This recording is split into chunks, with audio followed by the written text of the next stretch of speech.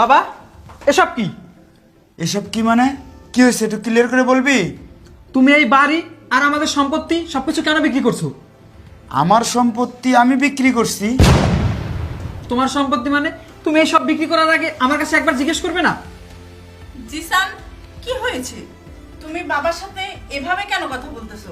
কি হয়েছে? বাবা কি করেছে জানো? বাবা আমাদের এই বাড়ি, আমাদের সম্পত্তি সবকিছু বিক্রি করে দিয়েছে। কি কি বলছো তুমি আবোল তাবোল? এই সয় সম্পত্তি বাবা কিভাবে বিক্রি করবে? এই সব সম্পত্তি তো তোমার নামে লেখা। হ্যাঁ, সম্পত্তি আমার নামে ছিল, কিন্তু আমি বাবার নামে করে দিয়েছি। উনি তো আমাদের সাথেই থাকে, তাই আমি ওনার নামে করে দিয়েছিলাম। কিন্তু কে জানে যে উনি আমার সাথে বেইমানি করবে। বাবা, আমাদেরকে না জানিয়ে এই সব সম্পত্তি আপনি বিক্রি করে দিলেন, কিন্তু কেন কেন এমনটা করলেন বাবা?